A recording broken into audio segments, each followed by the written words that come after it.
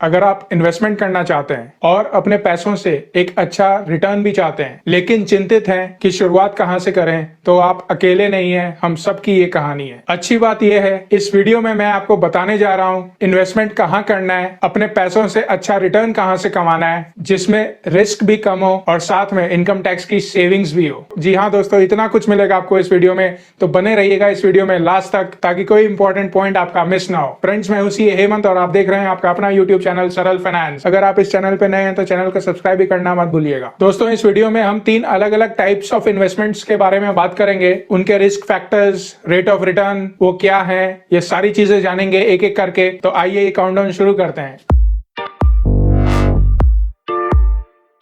सबसे पहले बात करते हैं दोस्तों ELSS की। ELSS यानी इक्विटी लिंक्ड सेविंग्स स्कीम। ये एक म्यूचुअल फंड स्कीम है। इस स्कीम में आप पैसे लगा सकते हो, इन्वेस्ट कर सकते हो, पर ध्यान रखिएगा कि आपका जो इन्वेस्टमेंट का पीरियड है वो लॉन्ग टर्म होना चाहिए ताकि आप अपने पैसों से ज्यादा मेहनत करवा सको और वो आपको अच्छा रिटर्न उसके बदले में दे सके। तो ELSS एक इक्विटी म्यूचुअल फंड स्कीम है जिसमें आप पैसे लगाते हो और म्यूचुअल फंड हाउसेस उस पैसे को शेयर मार्केट में इन्वेस्ट करती है ताकि आप उन पैसों पे ज्यादा रिटर्न कमा सको। शेयर मार्केट की बात करते हैं दोस्तों, ऐसा लगता है कि फिर तो रिस्क बहुत ज्यादा होगा, पर ऐसा नहीं है। अगर आपका टाइम पीरियड लॉन्ग टर्म का है तो मैं ये कहूंगा कि रिस्क बिल्कुल भी नहीं है, लेकिन अगर आपका टाइम पीरियड शॉर्ट टर्म का है तो फिर ELSS स्कीम आपके लिए नहीं है। ELSS स्कीम्स केवल उन्हीं को ऑप्ट करना चाहिए जिनका टाइम पीरियड इन्वेस्टमेंट का हॉराइजन लॉन्ग टर्म का रहता है। फिर इस स्कीम में इनकम टैक्स के पॉइंट ऑफ व्यू से आपको 1.5 लाख रुपए तक 80C में डिडक्शन भी मिलता है और एवरेज रेट ऑफ रिटर्न की बात करें तो आपको 12 से 14% का एवरेज रेट ऑफ रिटर्न मिलता है ELSS स्कीम्स में। इसका कंपैरिजन अगर हम आज के FD इंटरेस्ट रेट से करें तो आज के डेट में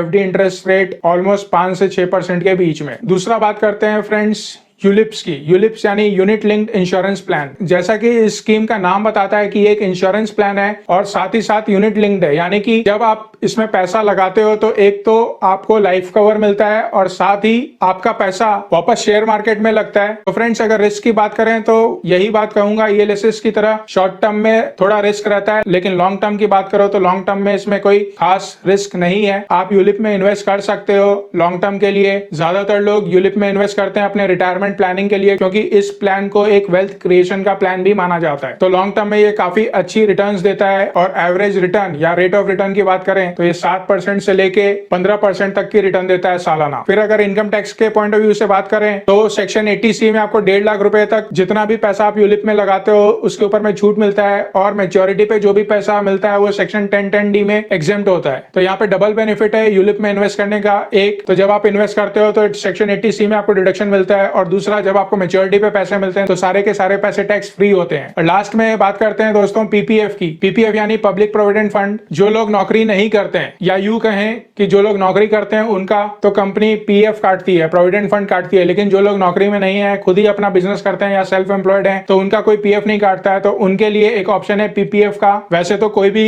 PPF अकाउंट खुलवा सकता है, कोई जरूरी नहीं है कि केवल बिजनेस वाले खुलवा सकते हैं। PPF अकाउंट कोई भी खुलवा सकता है। कुछ बैंकों में जाके आप PPF अकाउंट अपना खुलवा सकते हो और 1.5 लाख रुपए तक सालाना आप इसमें जमा भी करवा सकते हो और इनकम टैक्स में सेक्शन 80C के अंडर में आप 1.5 लाख रुपए तक का बेनिफिट भी ले सकते हो। प्लस मेच्योरिटी पे आपको जो भी पैसा मिलता है वो भी टैक्स फ्री होता है और जो भी इंटरेस्ट आपको PPF में मिलता है वो भी टैक्स फ्री होता है, यानी कि एग्जेम्प्ट EEE स्कीम बोलते हैं इनको, कि आपने जो भी पैसा लगाया और उसके ऊपर में जो भी इनकम जनरेट हो रही है वो सारा का सारा टैक्स फ्री है। और आज के डेट में रेट ऑफ रिटर्न की बात करें तो PPF में करंट ईयर का जो इंटरेस्ट रेट जो सरकार ने तय किया है वो 7.1% तय किया हुआ है। तो अगर अब हम इन तीनों स्कीम को कंपेयर करें टैक्सेशन के पॉइंट ऑफ व्यू से, तीनों में 1.5 लाख रुपए तक सेक्शन 80C में आपको छूट मिलता है, लेकिन ELSS में आपको जो भी प्रॉफिट होता है वो कैपिटल गेन के अंदर में टैक्स लगता है उसके ऊपर में। यूलिप में मेच्योरिटी पे टैक्स नहीं लगता है और उसी तरह PPF में भी मेच्योरिटी पे टैक्स नहीं लगता है और साथ में जो इंटरेस्ट मिलता है आपको वो भी टैक्स फ्री होता है। फिर अगर रेट ऑफ रिटर्न की बात करें तो ELSS में 12 से 14% का एवरेज रिटर्न मिलता है साल का।